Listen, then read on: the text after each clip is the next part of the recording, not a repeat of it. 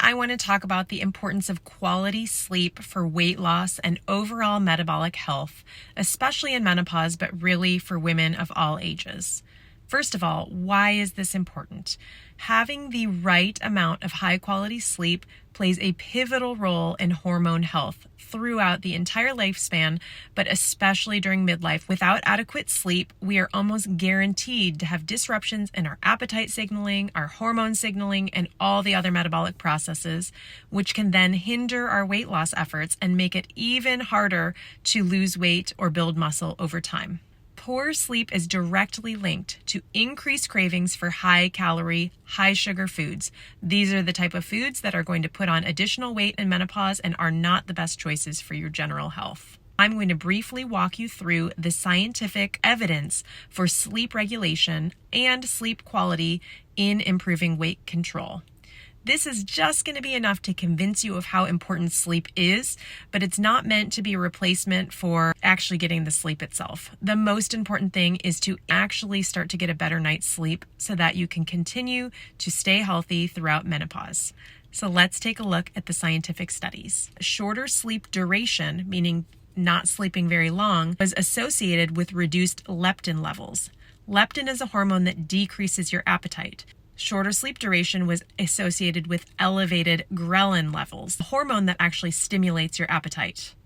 As you might expect, shorter sleep duration was directly linked with a higher body weight. In persons who were sleeping less than 8 hours per night, which was 75% of the participants, increased body mass index was directly proportional to how little sleep they got. Let me repeat that. The less sleep you got, the higher your BMI. These findings strongly suggest that the lack of adequate sleep duration can contribute to increased hunger signals, decreased fullness signals, and a higher body weight. The next study I want to talk about was a longer-term study published in the journal Sleep. It studied the relationship between nightly sleep duration and belly fat accumulation. This is of crucial importance during menopause when the belly fat will accumulate if it is not actively counteracted. Shorter sleep duration was independently associated with increased belly fat regardless of physical activity or nutritional intake.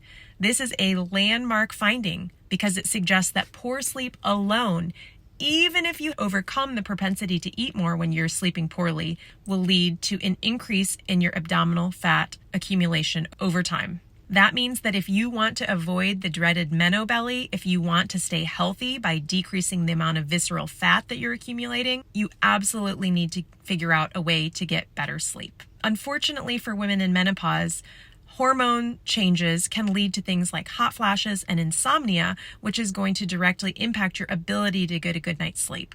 That's why it is so important to think about what your hormones are actually doing and how you can actually adjust your hormones in order to optimize your lifestyle. These things are not isolated. They go hand in hand. If you're not able to get a good night's sleep, despite getting into bed on time, despite taking your magnesium, despite turning off your TV, despite doing all the things, and you are directly impacted from being able to sleep due to your hormone changes, it's really important for you to be able to get on hormone replacement therapy in order to finally be able to get a good night's sleep.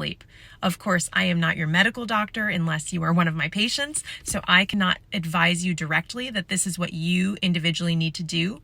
But I can say that many women have been taught to fear hormone replacement therapy, and they really don't need to. The risks are largely overblown. The Women's Health Initiative was done a long time ago with women who were at a higher cardiovascular risk stage anyways, and they were on much higher doses than are generally used today, and they were using synthetic hormones. In general, the many benefits of hormone replacement therapy often outweigh the potential harms of hormone replacement therapy, especially if hormone changes are wreaking havoc on your life. While I do not think that hormone replacement therapy alone is necessary to overcome midlife belly fat accumulation, I do think that pairing hormone replacement therapy in many cases can allow you to make the lifestyle shifts that will enable you to finally lose belly fat and maintain a healthy body composition, and even more important, to stay metabolically healthy as you age.